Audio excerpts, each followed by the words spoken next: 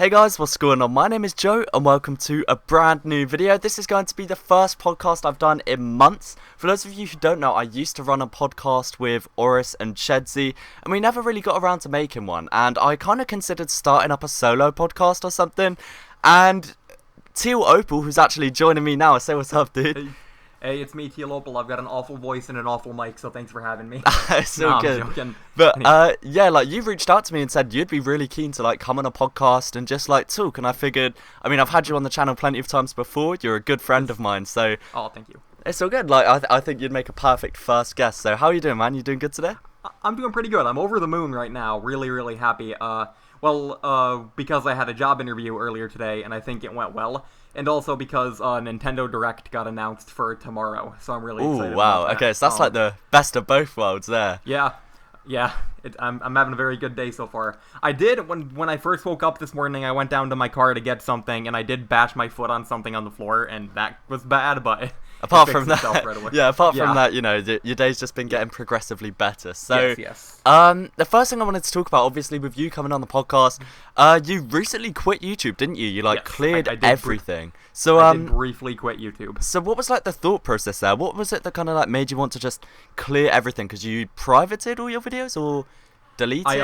I unlisted my channel, which is something you can do apparently. But I unlisted my channel, and here's what happened. Yeah, so Yeah. I was going through a real shitty time of my life because I had just quit my job at McDonald's because I wasn't enjoying it anymore, and I was looking for another job, and it was just like really stressful and shitty. Oh, sorry, I don't know if you want me to curse. Yeah, feel free, dude. Just say whatever Okay, yeah, comes to you. it was just a really stressful time of my life. It was like awful, and I was trying to make my life better by branching out and doing YouTube content I really wanted to do.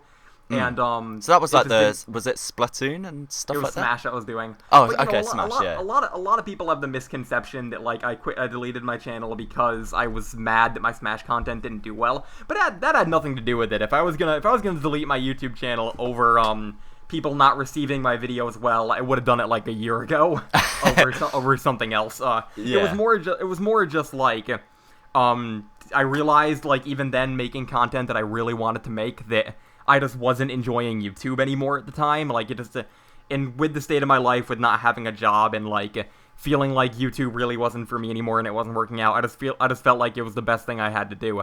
And then about a month later, I snapped out of it and realized I'm being a total moron. Like there are people who would pay good money to have 14,000 subs on YouTube, and I'm squandering it. So I brought my channel back. And funny story, here's a word of advice for anyone who ever wants to try this stuff I did.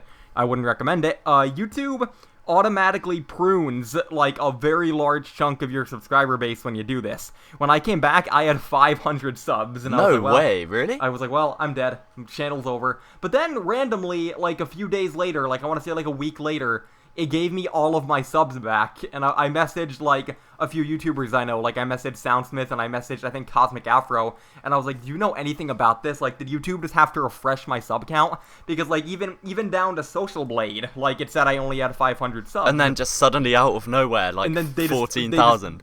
Yeah, they just all came back, and I was like, well, okay. So that's when I came back and continued making videos. Currently, I'm taking another bit of a leave from YouTube. I'm not quitting or anything this time, but I'm taking a break because, as I mentioned to you when we were starting this, I had a job interview today. Yeah. And I'm trying to find another job because here's a funny story, Joe, if I can segue for a second. Of course, I was hired very briefly at a local, like, northeastern U.S. Grocery store called Tops Friendly Markets, and I got the job and I was really happy about it. I was like, oh boy, I have a job. I can afford all these games I want to buy. I can like buy food and like pay like bills, help my family pay bills more consistently. And first day there, they called everyone in the store up to the conference room and said, we filed for bankruptcy and this store is going to close. Oh, Jesus. I was like, well, all right. What are the odds of that on your first day there? First day, yeah. When I mentioned that on my Mario Sunshine stream the other day, someone in chat just said, like, we should make a TF2 YouTuber sitcom and make an episode about that. I mean, that'd make a great episode. It sounds like Yeah. something straight out of a sitcom, like, Yeah. wow. But, It was all. so if you don't mind me asking, what kind of job are you going for now? Is it, I'm not going for anything too extravagant. I worked at McDonald's for 2.5 years. I made that no secret on my channel. My interview today was at Taco Bell. Like, you know, a lot of people like are down on like people who work like minimum wage, like food service jobs. But it's I mean, like, hey, if it's a job's a job at the end of the day. Exactly. You know? A job's a job. Like, their unemployment rate's so high in America right now. If I can be part of the group of people with a job, I don't care if I'm flipping patties or making tacos if I'm making money. You know? Exactly, dude. That's what it comes down to at the end of the day. Like, you've got the job, you're getting money, and it doesn't matter how you're doing that, unless it's illegal. Then it does matter. But sounds like they don't get caught. No. So like obviously you came back to YouTube. What's like the thought process of like coming back? You know, because obviously you closed the channel down. There was like the only kind of remnants of Teal Opal on YouTube was like videos on Soundsmith's, mine, and like other collaborations on YouTube. So like, was it just like the kind of realization that like, damn, like, you know, YouTube's fun? Or... I made the realization that I made a really dumb decision, because I was like, you know, maybe squandering on the opportunity of actually literally being a YouTuber, maybe that's not very smart. Yeah. This is gonna sound like the dumbest shit you've ever heard, okay? But I was playing a video game. I was playing a game called A Hat in Time, and there was one music track in my game that was really sentimental to me and made me really nostalgic, and it got me thinking about stuff in my life. This music track got me really feelsy, and I started thinking about YouTube, and I was like, man, I would love to use this song in a video on YouTube. And I was like, wait a minute. And then you were like, wait, I don't do YouTube. And I was like, no, we gotta fix that so I can use this Hat in Time song. That was truly one of the drive. I wouldn't say wanting to use a song was the driving motivation, but that was what made me realize, you think, like, you know, it's a big part of your life. You know, when you hear a song and think about using it in a video, that's like, you know, YouTube's taken over at that point. Do you know what I mean? Like, YouTube is obviously like a very prominent part at that point. So and currently on my channel, I'm making Smash videos, I'm making TF2 videos, I'm very, very happy right now. I'm very happy that my Smash content is doing well. Like, people are much more receptive to it now than they were last time I tried it, and, funny story about that is that 2 of my Smash videos have more views than both of my most recent TF2 videos. Oh wow, really? That made me really happy. So do you think you're like drawing in a new audience then, maybe with these Smash videos? I think I am. I've gotten comments from people telling me, like, I got a comment from one guy, a really cool guy, who just said, like, you need more subscribers and more recognition, so I'm gonna subscribe and hit that bell. I was like, well, this is the nicest comment I've ever gotten. Yeah, exactly, dude. Like, I don't really follow Smash or anything like that, but what is like the Smash YouTube scene like? Is there a lot of prominent figures in there, or is it kind of something that's like relatively small? The Smash YouTube scene is in a fucking is in a horrible place right now because Smash Ultimate is coming out, so almost every piece of Smash content currently is rumors and leaks and speculation. I know exactly what you mean. Like, I follow a lot of like FIFA YouTubers, and every year, you know, FIFA 18 leaks, FIFA 19 leaked game modes, leaked like cards and stuff like that. And whenever there is like a new game coming out, it is you do kind of lose a lot of the content on like the original game. So yours would be like you lose a lot of the content on Smash and stuff. So there's like, definitely. Okay, carry on. My bad. I was gonna say, like, it's definitely hard to come by Smash content nowadays that isn't people talking about Ultimate in some capacity. Yeah. And it's fine, because it's hype and people are excited for it, but it's like, even videos like of people playing like Smash 4 or Melee, they're talking about like, we're gonna play this character because they just revealed something about them in Ultimate or something like that. Like, it's definitely taken away from a lot of the older games, but that's fine, because I'm excited for it and people are excited for it, so whatever. And I think one of the like big parts about it as well is it almost leaves a gap in the market, you know, when there's not a huge amount of people doing actual Smash content. It does leave like a gap in the market for you to fill, you know, like when you're one of the only people that isn't making speculations. Like, I'm sure there are people that want to see actual Smash content, so that's awesome, man. What I'm doing right now is a series I'm calling Who Is for Smash, where I take like I'm starting with the newcomers, the newly revealed characters, but I'm gonna start branching out to the older characters. I'm doing like outside of Smash, like character retrospectives about like their history going into Smash. So like, for like, if I did like a Mario character, I would say like this character first appeared in this Mario game, and we're in this one, So it's like almost like backstories on each of the characters and like, you know, where they come from of things to know about them. That's awesome. So like little fact files on each of the characters. People ask me like, what is the goal for the series, and I said I want to help people who don't know who these characters are, because expecting anyone to have played every game that's represented in Smash is a losing battle. Yeah, it's a big expectation, isn't it? I mean, when you think about the amount of different franchises that are like touched into by Nintendo in the Smash games, there's so many, so you can't expect them to kind of like know everything. So it's definitely like, even, I mean, you can't expect everyone to watch every single one of them, but you can expect, I mean, people will tune into like the ones they need to know, and that's awesome. I actually got a comment on one of them where a dude just said Gen Zers needed this video, and I just replied, what the fuck? Like, and in all lowercase. I thought it was really funny. So that's anyway. Like, it's so like that kind of like leads me on to the next question. Like, what is the plans for like the future of your channel? It sounds like it's very Smash oriented, and obviously I assumed you were going to be doing Splatoon because I was watching an Ace stream like a few weeks ago, and you were there, and he was playing Splatoon, and I was like, oh, maybe like, you know, maybe Opal's into Splatoon. So I do play Splatoon. Yeah, I was playing it just recently.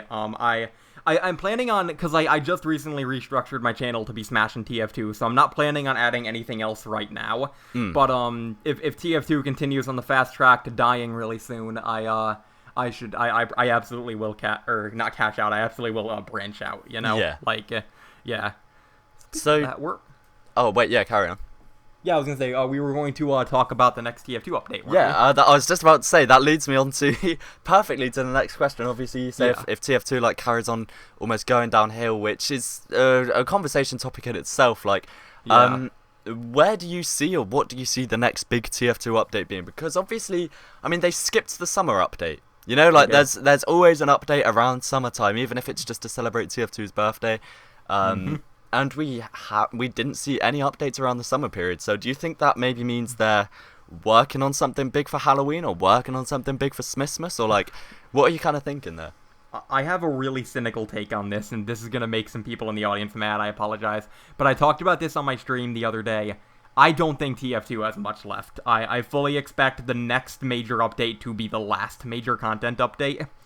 Because Valve News Network has been talking about it for a while, how there's nothing happening in TF2 currently. Like, the most we've gotten was that was a weird Steam VR map that took place on Mercenary Park, and like the MVM bot files randomly refreshing. Like, I truly believe they're working on something, but I don't think we're gonna get much more after the next update. So you think the next big update is gonna be the last big update? Either the last, I don't think it's going to be the last update as a whole, but I think it's going to be the last, like, really big hyped up update. So do you not think there's going to be, like, another, obviously we had the Pyro update, do you not think there's going to be a heavy update?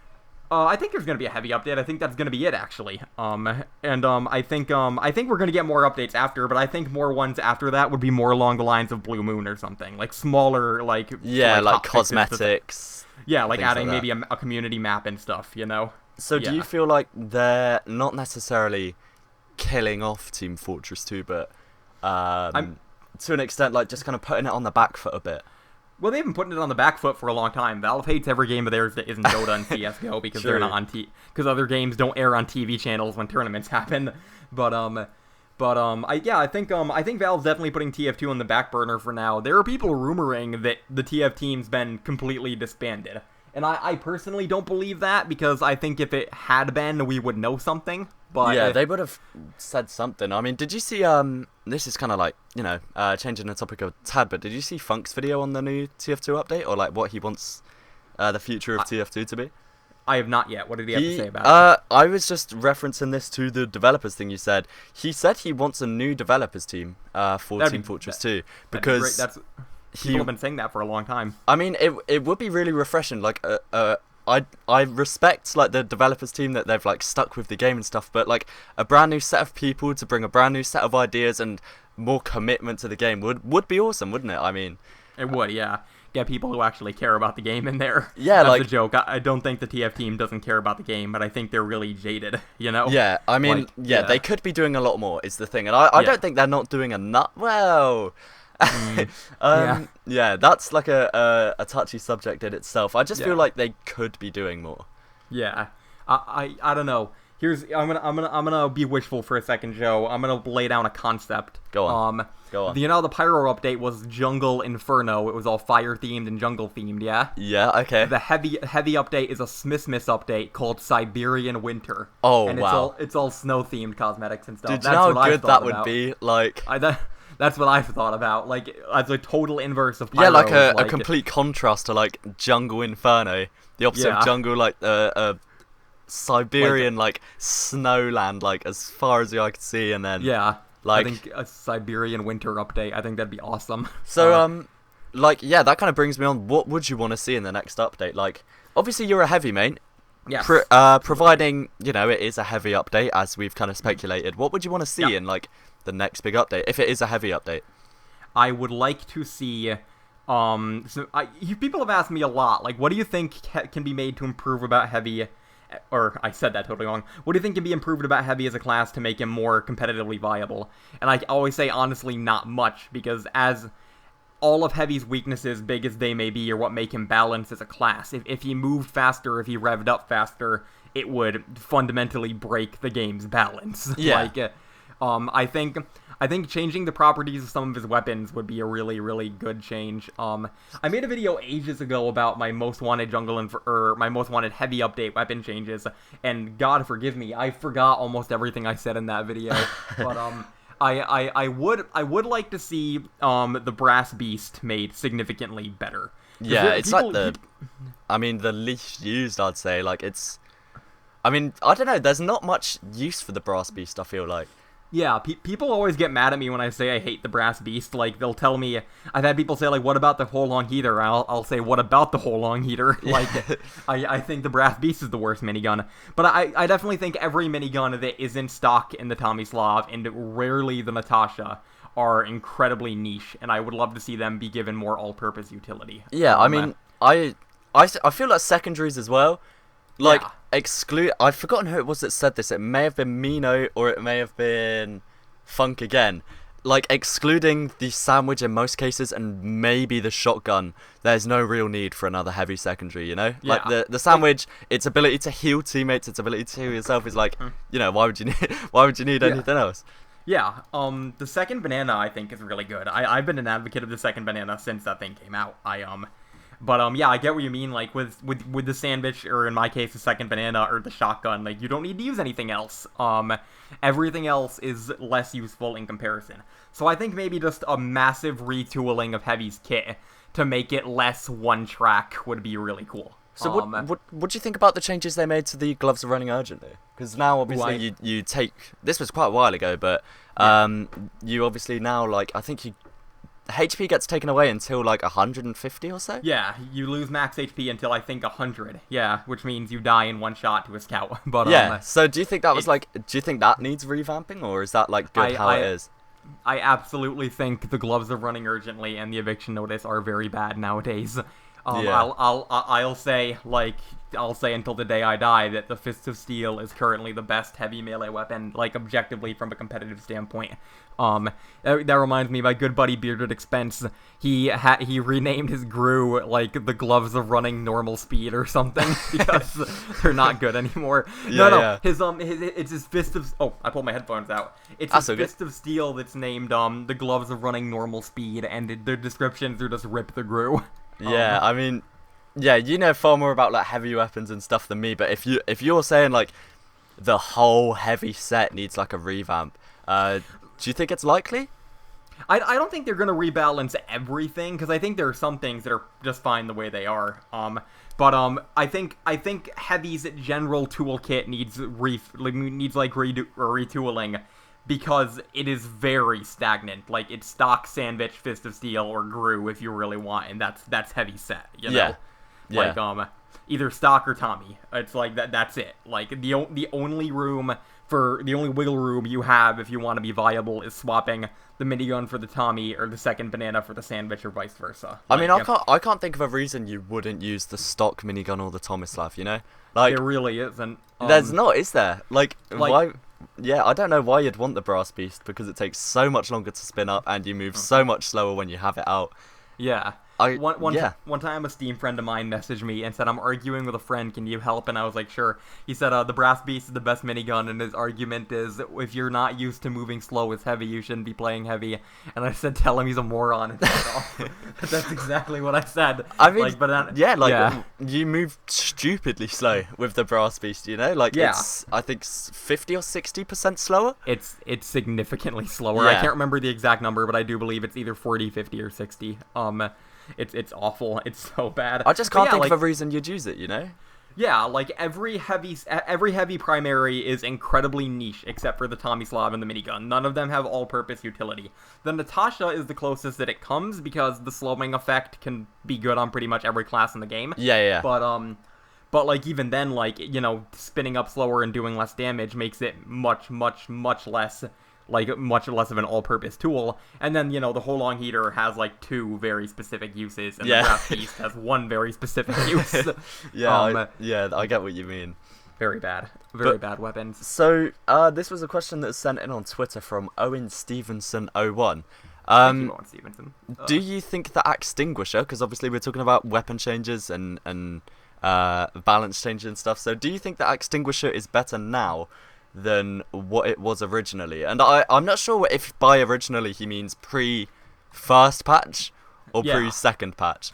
Here's my hot take, The Extinguisher is the best it's ever been.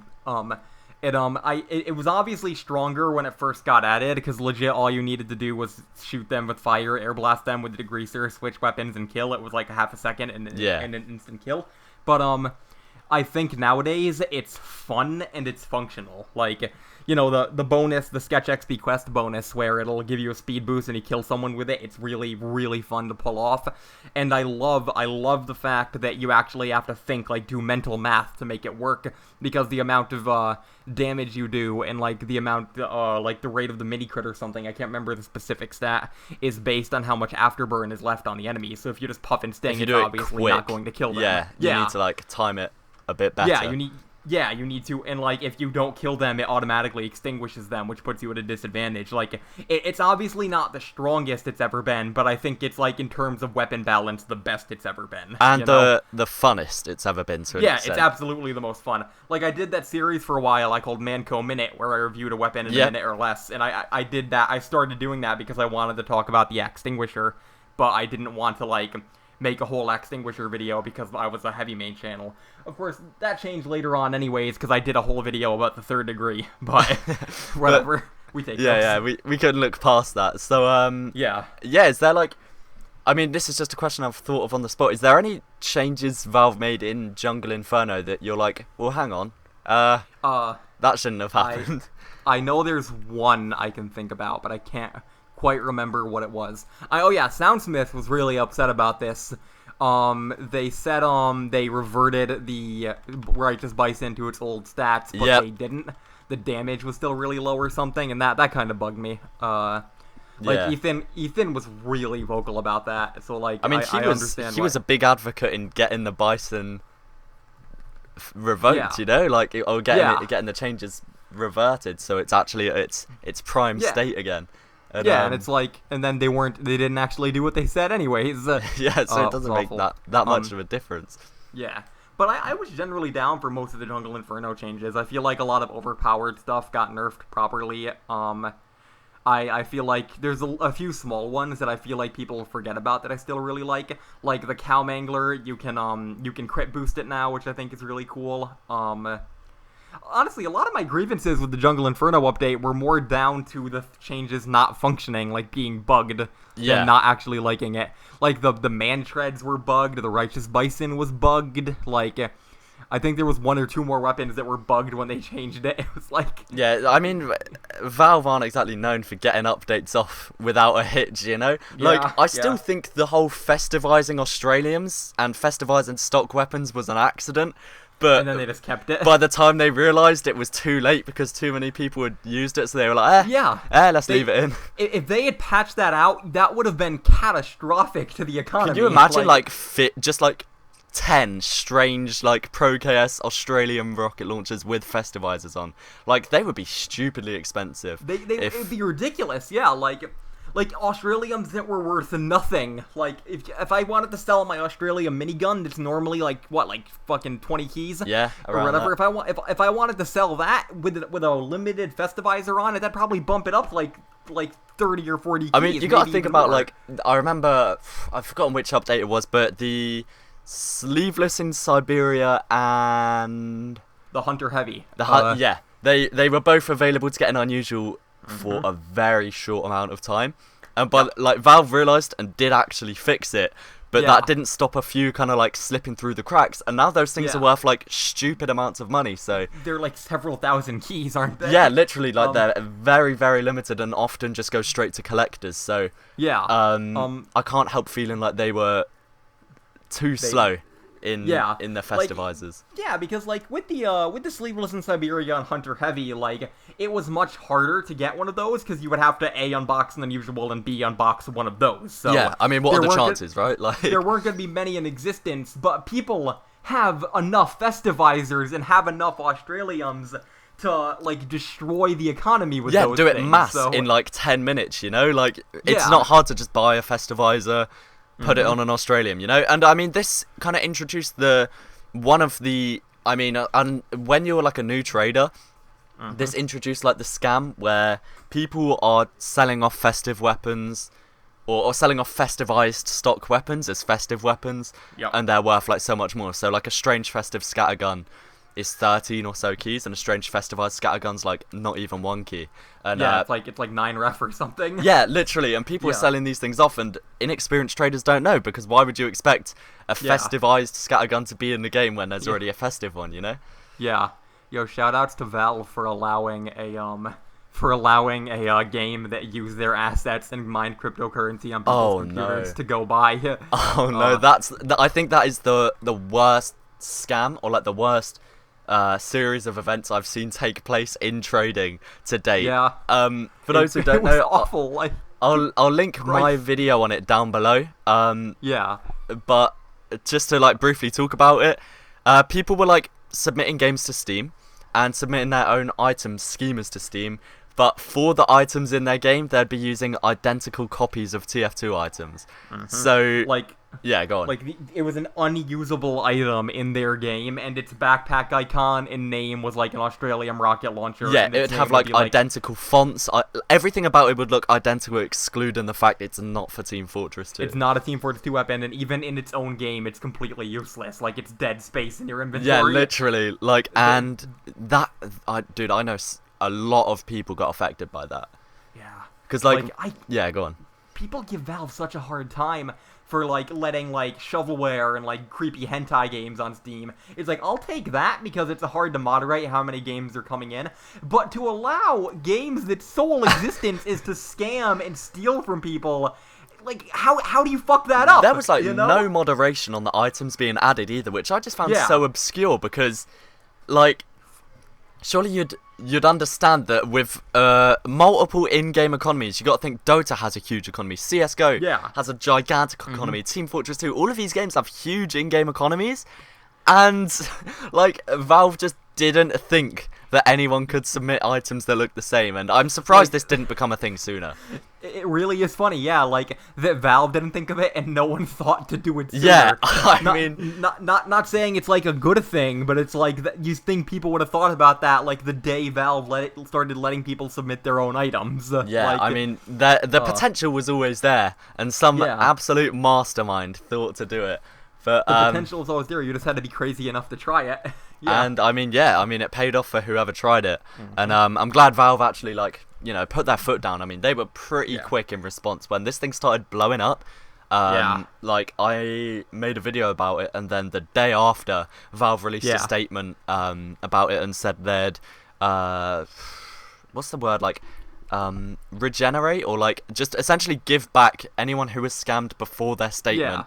They'd give the items back to them, which I thought was a nice gesture. But it was nice of them. It added a bunch of duped stuff to the market, but we take those. People got their items I mean, back, it's interesting to see because you don't like. They stopped doing that, didn't they? They stopped giving back people's scammed items, so they brought this back because this scam was so big hitting.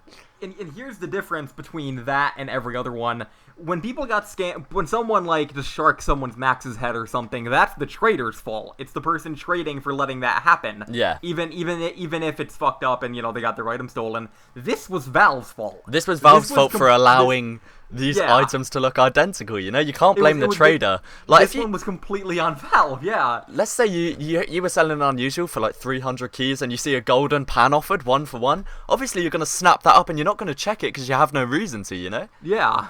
So God. yeah, that was bad. It was really screwed up. Like, I'm happy they put their foot down on that. Like, it did not take that game Abstractism, I think it was the game that did it. Yeah, it did not that was the first one to do it. But there was multiple ones after that as well. Like, people were capitalizing on this thing. Yeah. God, but what a strange time to be a Steam user or a trader. And speaking of Steam user, this brings us on to our kind of like final question. So this can't even be for Steam if you don't want it to be, but like, what are the games you, or me as well, we'll talk about them each, but the games you're most looking forward to in this upcoming period? So obviously winter is a great time for game releases, and next year as well. So kind of like, what are the games you're most excited to see? I put out a tweet about this. I was like, this year is stacked. Like, this is the first year that I've been alive, because I'm only 19, that there has been so many games I'm looking forward to. Let me run down the list. Like Smash Ultimate, like Mega Man 11, like Super Mario Party, like even Pokemon Let's Go, and that's just Nintendo crap. Like, we also got like Kingdom Hearts 3, the Resident Evil 2 remake, like the new No More Heroes game coming out next year. Like, that's 7 games coming out in between the day we're recording this and in like February of next year that I'm excited for.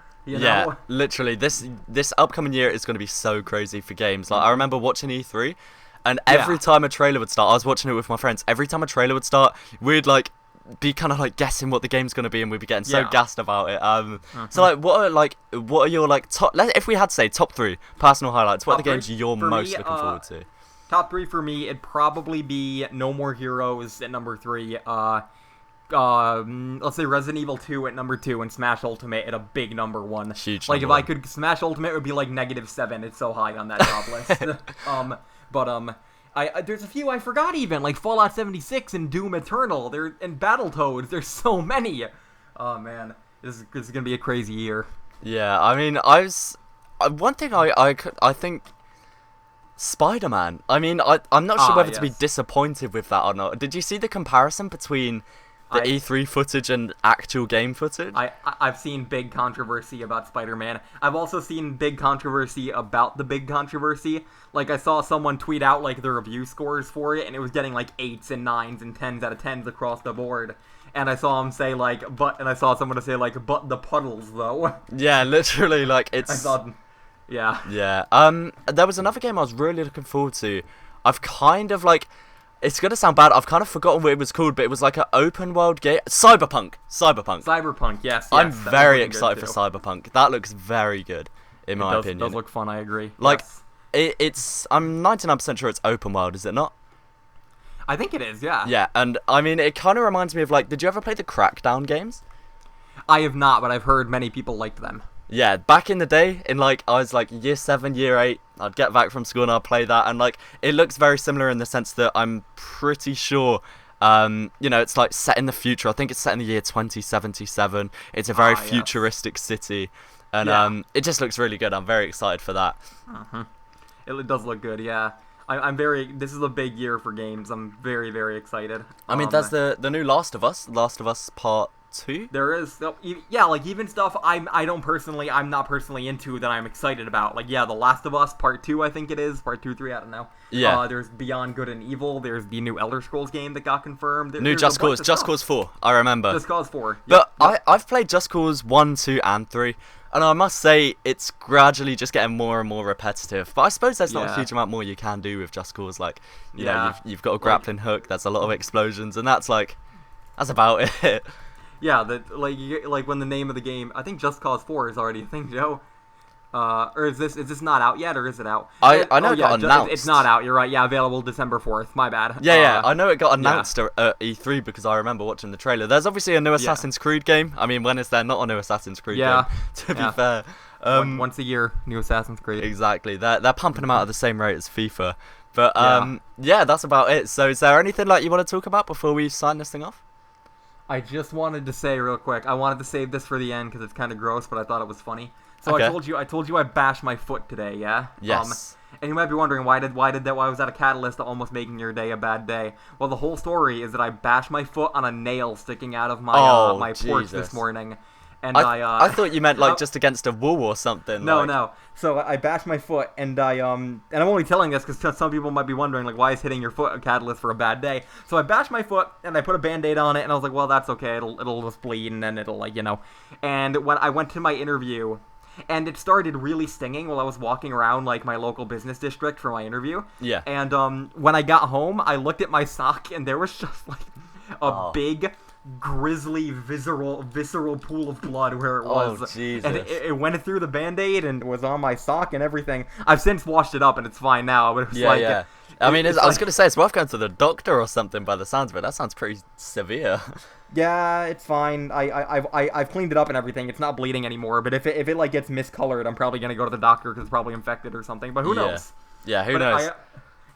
Anyway, gonna end it there. What a nice note to sign off What a nice on. note to step off on. Never leave your house without shoes on when you've just woken up. Is my lesson for this. That's a word of warning, guys. Make sure you keep your feet safe out there. Teal, or Opal rather, I should say. Thank you so much for coming on the podcast, dude. It's been an absolute pleasure. Thank you for having me, Joe. I'd love to do this again sometime if it goes over well. Of course, man, of course. So, yeah, guys, make sure you check out Teal Opal's channel down below. As we discussed, you can expect a variety of content coming up on there. And leave a like if you enjoyed. Let me know who you want on in the podcast in the future, what you want us to talk about and stuff. And, yeah, guys, thanks again for watching, and peace. Thank you, my guys. Have a good day.